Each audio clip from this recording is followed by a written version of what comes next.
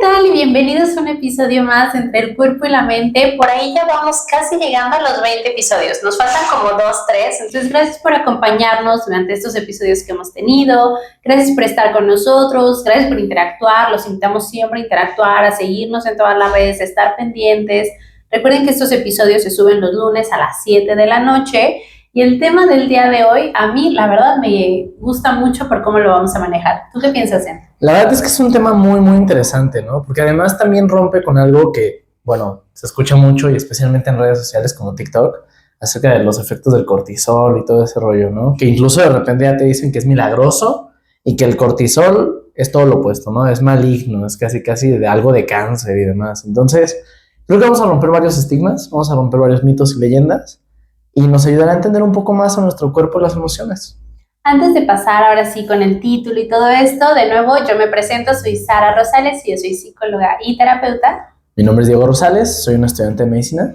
Y el episodio del día de hoy se llama Lo que siente tu cuerpo contra lo que sienten tus emociones, Sara. Ok. Del intro, ok. Y bueno, como el título lo dice, el tema más importante del día de hoy es que, y nos hemos dado cuenta, ¿no? Ya hemos hablado de cómo de repente cuando estás estresado, cuando estás enfermo, cuando suceden mil cosas, luego tu cuerpo lo empiezas a resentir, ¿no? Desde el lado de la somatización de, estoy estresado, me duele el estómago, me inflamo, me pasa, me sucede, hasta el lado más del lado, no sé, de la depresión incluso, que no sé si recuerdas que hemos hablado que la depresión hay estudios que demuestran que duele físicamente. Entonces la gente cuando dice, no me quiero bañar porque me duele, genuinamente duele. Entonces creo que desde ahí viene esta partida del por qué decidimos hablar de este tema, ¿no? Sí, como que medio me acuerdo de alguna vez que lo hablamos, justamente en el capítulo de las somatizaciones, ¿no? No me acuerdo qué episodio será, pero por ahí lo pueden checar. Y si no, véanlos todos y llegarán al objetivo, ¿no? Pero bueno, la verdad es que sí, o sea, al final de cuentas, todo lo que sentimos, mira, por ejemplo, hay una frase que me gusta mucho, que era lo de Gustav Jung, que era, no recuerdo exactamente cómo iba, pero es algo así como, todo lo que aceptas te transforma y lo que niegas te somete, ¿no? Uh-huh. Algo similar. Entonces, bueno, parte del aspecto de esta frase o de esta oración, a lo que se refiere Jung es el cómo es que hay muchas cosas que nosotros tratamos como de internalizar y decir, no está pasando, pero tarde que temprano lo vamos a sacar de otra forma, ¿no? Uh-huh. Y justamente el cuerpo pues lo saca, ¿no? El cuerpo no lo puedes engañar y el cuerpo no va a tratar de engañar a la gente. Yo creo que el cuerpo siempre lo va a demostrar. Y, o sea, las somatizaciones, aun cuando son un aspecto pues bien definido, también no lo es, ¿no? Porque es algo que en parte puede ser que no se entienda o en parte puede ser que sí tenga una explicación, ¿no? Parte de lo que hoy hablaremos justamente es cómo son aquellas que sí tienen una explicación, pero aún quedan un buen grupo de cosas que nos ocurren diariamente, a secundarias a un problema físico, más bien secundarias a un problema mental, y que se manifiestan de una manera física, ¿no? Y que entonces entra un trabajar, me imagino, desde el lado de los consultorios del médico, del poder definir y decidir, ¿no? A ver, esto sí entra en mi área y esto no. Que a mí muchísimos pacientes han llegado a terapia y dicen justo, ¿no? Es que me mandó el médico porque me dijo que esta parte de los dolores de cabeza ya no puede ser físico. Ya me hizo exámenes de no sé qué, ya revisó bla, bla, bla, y ya se dio cuenta que tiene que ser algo psicológico.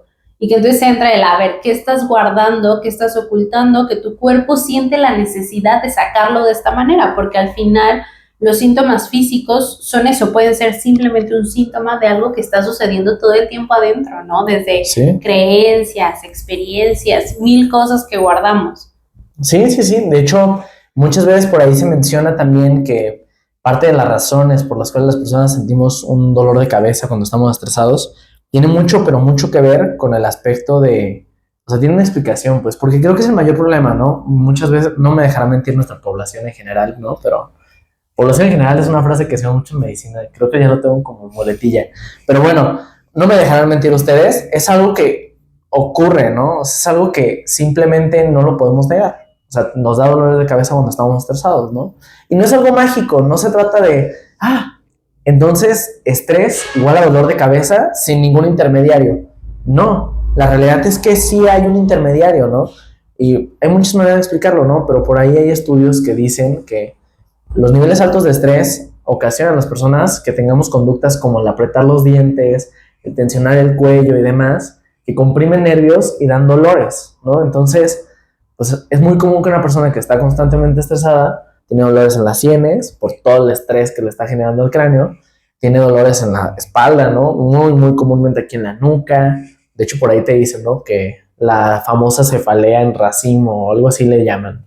Que tienen que ver justo con eso, ¿no? Es como una prolongación completa que te abarca hasta el ojo. Bueno, pues todo eso tiene que ver con un aspecto físico, ¿no? Tú aprietas los dientes y todo el tiempo estás estresado y los contraes y los contraes. No, pues haz mejor gimnasio, ¿no? Ve y ponte una pesa en la quijada y a ver si no te duele, ¿no? No, y que a veces creo que es más fácil tratarlo desde el lado médico, ¿no? Es más fácil decir, me duele la cabeza porque no desayuné bien, me duele la cabeza porque dormí mal anoche y ponemos 10,000 excusas porque a veces enfrentar tal vez esto viene desde mis emociones, puede ser más complicado, ¿no? Y que creo que incluso hacer esta conexión de este dolor que traigo, que tú dices, ¿no? Desde acá, desde la nuca hasta esta parte, tal vez es algo emocional, va a ser lo último que se me va a atravesar por la cabeza, porque además los dolores de cabeza son muy intensos de repente, ¿no? Sí. Y estos síntomas físicos que dan por cuestiones emocionales no es como, algo que puedo ignorar. De hecho, justo el síntoma físico es porque ya ignoraste la emoción. Y entonces sale esta cuestión física, o sea, y tiene que ser exacerbado, ¿no? No va a ser un dolorcito, va a ser algo que puedas notar para que entonces tú digas, lo tengo que hacer algo con esto.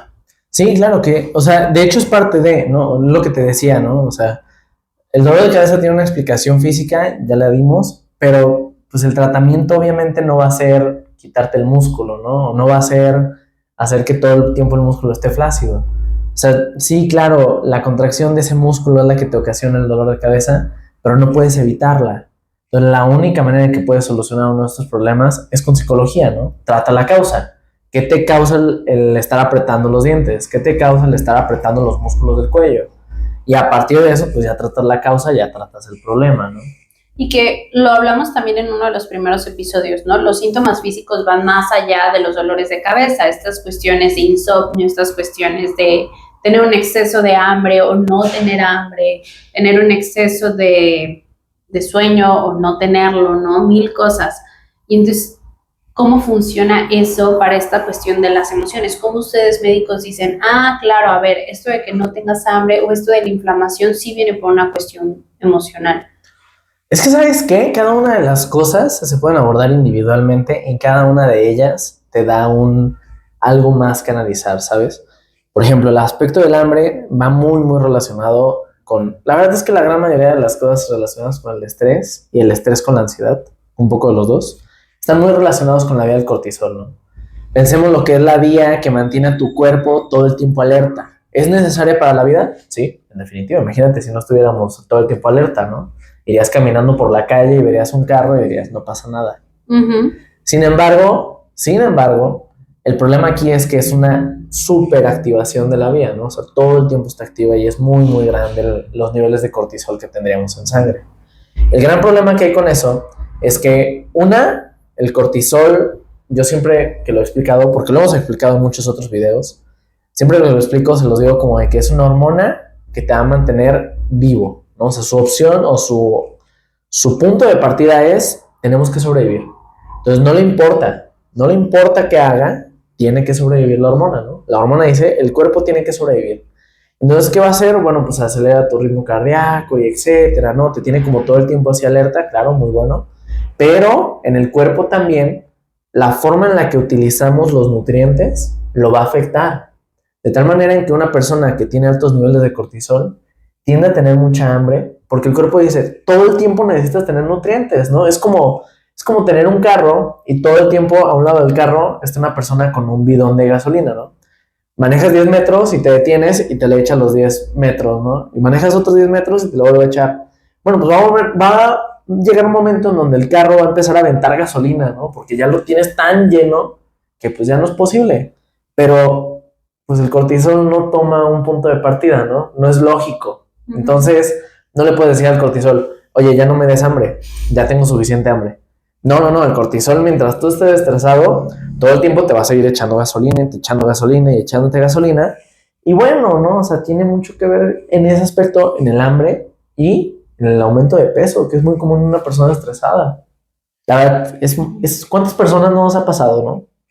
Tienes un periodo de exámenes y subes de peso. O bajas de peso. En realidad ¿Sí? creo que va desde ambas vías, porque incluso, y era un poco lo que hablábamos ahorita antes de empezar el episodio, ¿no? La ansiedad funciona desde 3 sistemas, la parte emocional, la parte cognitiva y la parte conductual. Ahora, si entonces mi cuerpo es lo que despierta todo este sistema y mi cuerpo es el que le dice, hey, ponte más en alerta, claro que entonces tal vez mi parte conductual va a ser dormir menos, ¿no? Y entonces dormir menos tal vez me hace a mí, en mi cuerpo en específico, quemar más calorías, ¿no? O tal vez este aumento como de la activación física lleva a que yo necesito hacer más ejercicio, ¿no? Y consumo menos calorías porque estoy estresado, no me entra la comida, me dan ganas de vomitar, porque a mí me ha tocado con muchísima gente. La ansiedad para ellos muchas veces significa el no comer. Y no desde una cuestión de construcción de lo que significa comer, sino desde una cuestión de cómo y me dan náuseas de tanto estrés que tengo. Entonces creo que va hacia ambas partes, tanto a tener un tema de subir de peso o un tema de bajar de peso. Por eso siempre en psicología y en los manuales diagnósticos está, si hay un extremo de esta situación en específico, hablamos de un posible diagnóstico, ¿no? Si hablamos de un extremo en cuestiones de sueño, hablamos de un posible diagnóstico, porque hasta en cuestiones de depresión, dormir mucho puede ser un síntoma, pero no dormir nada es un síntoma también. Sí, ahí sí creo que tienes toda la razón, ¿no?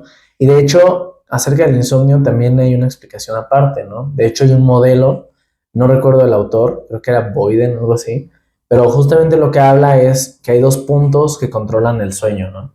Uno de ellos le llaman la homeostasis del sueño, que es como el hecho de que cuando nos despertamos tenemos muy poco sueño, pero conforme vaya aumentando el día, pues la curva es mayor, ¿no? Y cuando dormimos, la curva baja. Y el otro, y el más importante en esto, es el ritmo circadiano, ¿no? Que el ritmo circadiano se ve afectado por hormonas.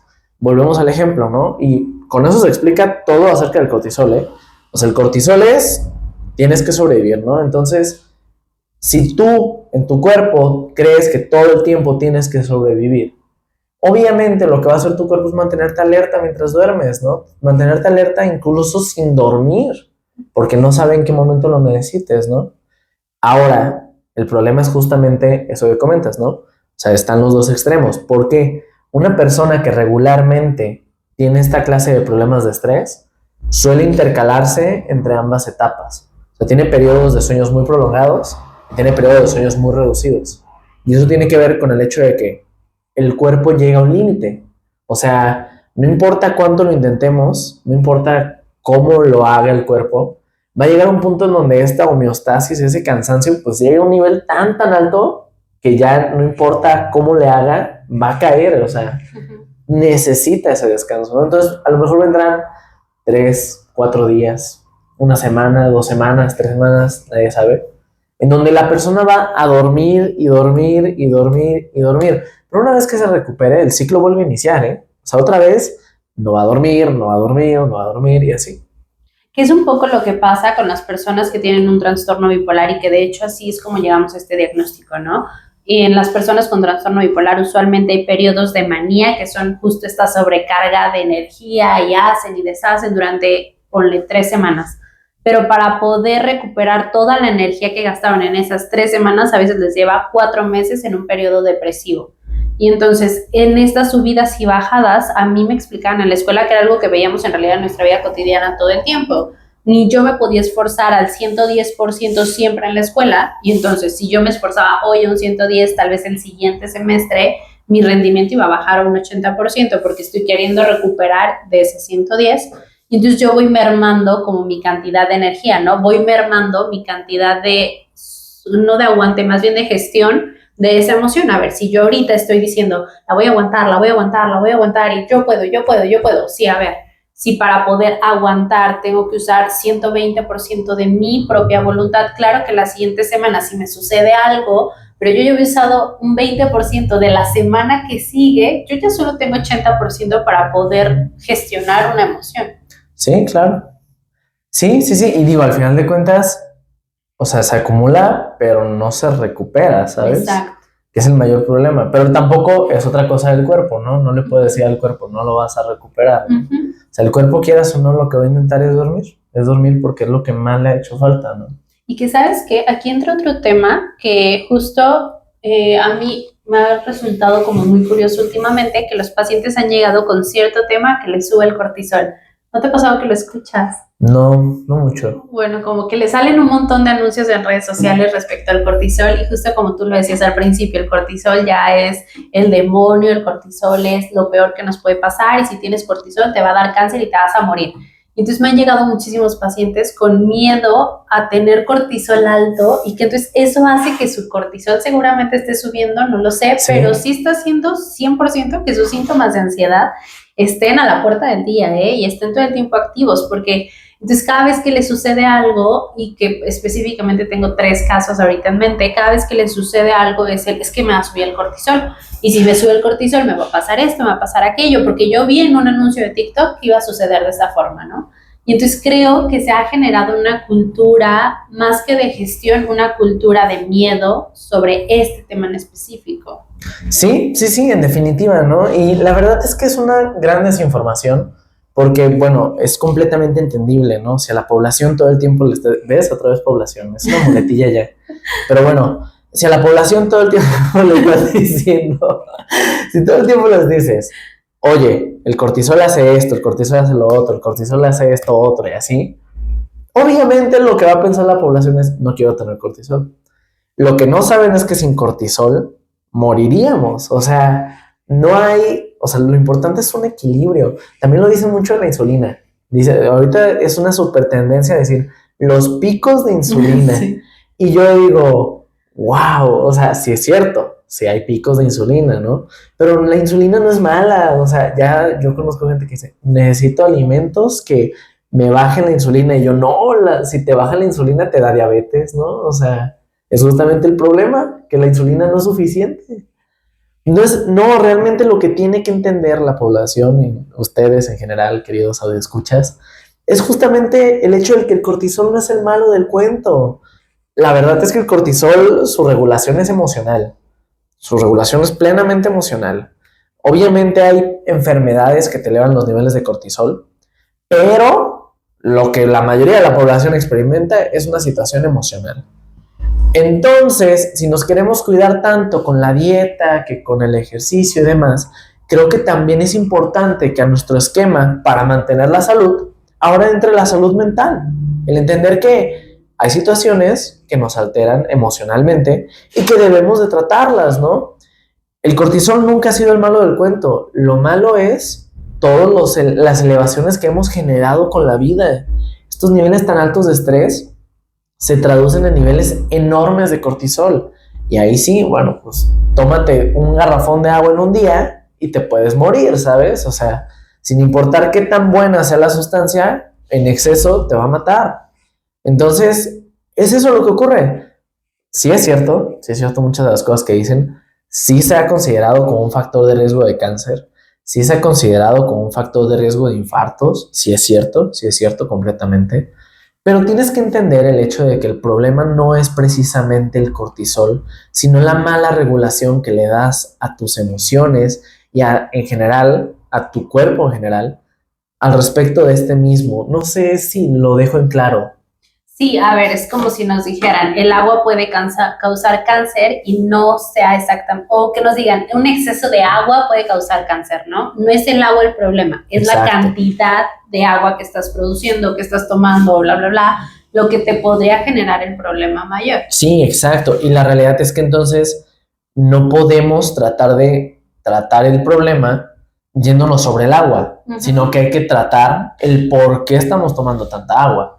Que es justo este tema. O sea, el problema no es el cortisol. El problema es por qué se te está subiendo tanto el cortisol.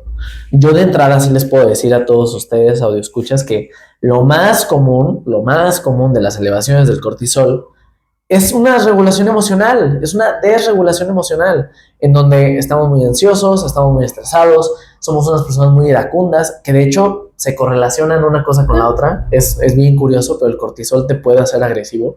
Es muy interesante, es muy, muy interesante, pero, o sea, aumenta los niveles de testosterona, y entonces el aumento de los niveles de testosterona aumentados por el estrés son los que te hacen agresivo. O sea, Es todo un tema, pero bueno, es como correlacionado entre sí. Todas estas elevaciones son las que de verdad debemos de considerar, ¿no? El por qué estamos tan ansiosos, el por qué estamos tan enojados con la vida o con la situación en general. Y eso es lo que de verdad está causando esto de lo que estamos hablando. Y que sabes que yo creo que parte del problema también reside en qué sucede cuando nos empezamos a dar cuenta de estos síntomas, ¿no? ¿Qué sucede cuando me empiezo a dar cuenta que ya no estoy tan contento con mi propia vida, que estoy infeliz, que me siento insuficiente, que me siento de tal forma? Si yo digo, lo voy a solucionar, no necesariamente tal vez en terapia, porque tal vez no tengo la oportunidad, pero sí lo voy a empezar a hablar, ¿no? Voy a empezar a buscar videos informativos como el podcast Entre el Cuerpo y la Mente. Voy a empezar a hacer algo para poder cambiar mi realidad. Otra historia es a que yo diga, me siento insuficiente, me siento infeliz, y empieza a generar un lenguaje interno agresivo, ¿no? O poco compasivo, donde sea todo el tiempo como, sí, pues eres infeliz porque no haces nada, eres infeliz porque ni te esfuerzas, eres infeliz porque, mira, si tú bajaras tu cortisol, todo esto se solucionaría. Y que de verdad, o sea, más allá de entonces decirnos a ver, ¿cómo le hago para sentirme más regulado, más equilibrado? ¿Qué me está haciendo sentir en este instante así de exacerbado, así de rebasado con toda la situación? En lugar de eso decimos, es mi culpa, y es mi culpa por esto, y entonces, y nos empezamos a castigar con este lenguaje interno y con esta forma de cómo nos tratamos. Digo, tal vez no es un enlace directo, pero sí creo que gran parte de tener esta tendencia a estar todo el tiempo con cortisol alto y bla, bla, bla, sí puede venir desde una cuestión de amor propio. O sea, como yo acepto mis errores, como yo acepto lo que está sucediendo a mi alrededor, como yo gestiono y como yo decido modificar o no decido modificar muchas cosas. Sí, estoy muy de acuerdo. O sea, la verdad es que es un problema que tenemos mucho como dentro de la cultura mexicana, que es el hecho de que antes de verdad buscar una razón, pues regularmente lo que hacemos es como devaluarlo y desprestigiarlo con la intención de que sea más fácil, ¿no? Claro que es más fácil, sí, yo creo que es muchísimo más fácil decir esto no vale nada, a darle la importancia y trabajarlo, pero no trabajarlo es lo que hace que, pues, yo siempre digo en los podcasts, ¿no? Tarde que temprano en algún momento lo digo, pero eso es lo que hace que los pacientes lleguen allá a los hospitales civiles, ¿no? Son lo que vemos ahí nosotros. Vemos este paciente que era muy, muy trabajador y súper retenido. Muchas veces ves historias de vida ahí en el hospital, en plan de yo ya estoy solo, y personas súper deprimidas y demás, que ya tienen mucho tiempo deprimidos, y realmente no lo han solucionado, pues.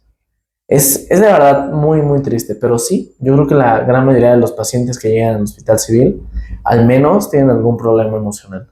Y que entonces parte de las soluciones que yo creo que tendríamos que empezar a generar es dejar de tenerle este miedo al cambio, ¿no? Dejar de tener miedo a cuestionarnos, a decir, ¿cómo se siente el cortisol alto, ¿no? Y no nada más decir, tengo que huir del cortisol. O sea, más bien ¿cómo logro identificar cuando estos niveles ya no están tan adecuados para mí, ¿no? ¿Cómo logro identificar las primeras señales antes de llegar incluso a ese límite donde ya no son los niveles correctos? Porque entonces si yo le pierdo el miedo a eso, y tú y yo ahorita estamos aquí y de repente vemos un choque y a mí me empieza a generar estrés, yo puedo decir, espérame, ya me estoy empezando a generar bla, bla, bla, yo sé que esto me va a generar aquello, yo sé que esto me puede generar esto, pues mejor me voy, ¿no? O mejor hago esto, mejor hago aquello, pero primero tengo que perderle el miedo. Sí, claro, que de hecho yo creo que es algo que a todos nuestros queridas personas que nos ven les queda muy bien este podcast, ¿no? Deberíamos tener una cancioncita, como para decir, entre el cuerpo y la mente, algo así. Pero bueno, todas las personas que nos ven en este podcast, pues, porque justamente el día de hoy dimos muchas herramientas, ¿no? Muchas cosas que puedes darte cuenta. A ver, si tus niveles, bueno, no niveles, ¿no? Pero si últimamente has sentido una gran cantidad de hambre, ¿no? Si algo fuera de lo común, esa es la gran palabra en este punto, ¿no? Algo fuera de lo común, digo, obviamente, pues si saliste ese día a trotar 3 kilómetros, 20 kilómetros, ponle, lo que sea, y no lo solías hacer, obviamente si ese día sientes hambre, pues creo que sería algo esperado. Sin embargo, si para ti es algo fuera de lo común la forma en la que se te está presentando el hambre, bueno, habría que checarlo, ¿no? A lo mejor los dolores de cabeza que hablábamos, a lo mejor el que tengas problemas para dormir. Otro de los problemas que ocurre muchísimo es en parte lo que se relaciona justamente la parte que dicen que es con el cáncer, que es justamente la regulación inmunológica. El sistema inmune es el sistema de defensa del cuerpo, ¿no? Es el sistema de barrera, es el sistema que todo lo que está a nuestro alrededor nos podría matar, pero el sistema inmune va y nos defiende, ¿va? El problema es que una mala regulación de nuestras vías, específicamente la del cortisol, otra vez, ¿no? Otra vez, lo que quieres es sobrevivir. Entonces ahorita no te puedes detener a pensar, ay, es que esta infección me está haciendo daño y demás. Entonces lo que hace el cortisol justamente es como suprimir un poco al sistema inmune con la intención de que tú puedas salir de lo que en ese momento te está afectando y luego ya te va a recuperar la función, ¿no?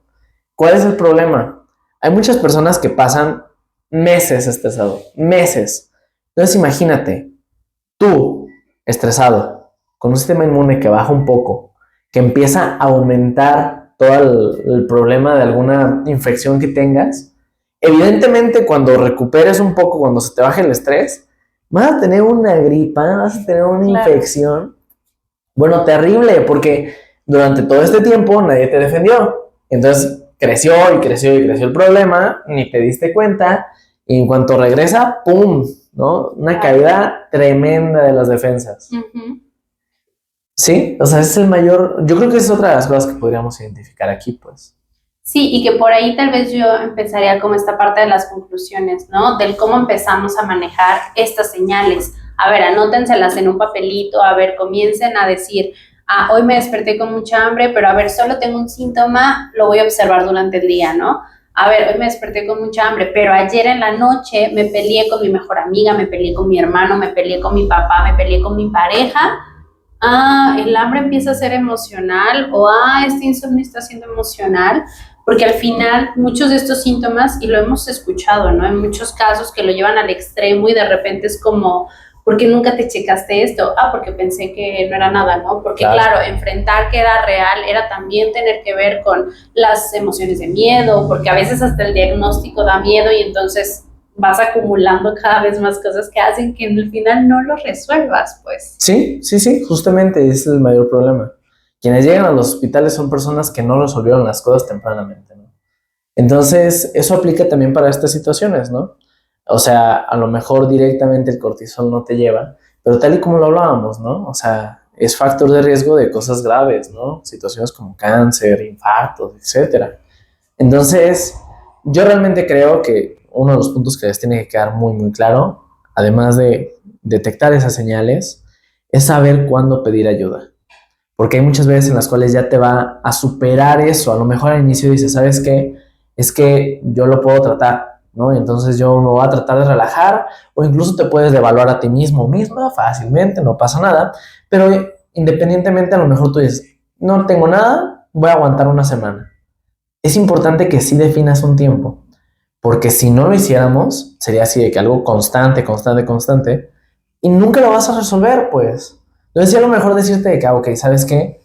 Sí, creo que ya ahorita estoy muy estresado, sí, ya noté las señales de mi cuerpo, ahora me voy a dar una semana para tratar de resolverlo, si no lo puedo resolver, tengo que buscar ayuda, ¿no? Creo que eso sería algo indispensable que les quede en este podcast que hicimos el día de hoy. Bueno, y entonces, justo, se llevan como todas estas recomendaciones, se llevan todos estos acuerdos, digámoslo, no hablados entre ustedes y nosotros. Y como siempre, los invitamos a que también en los comentarios nos digan qué pensaron de todo esto, les sonó, que ustedes digan, Sara, ya yo también le tengo miedo al cortisol, la neta. Pues hay que empezar a hacer algo. Mientras menos miedo le tengamos a las cosas, más fácil es enfrentarlas, ¿de acuerdo? Dicho eso, pues nos vemos en Spotify, nos vemos en YouTube. No olviden seguirnos en todos lados y nos vemos la siguiente semana. Así es. Hasta la próxima. Hasta luego.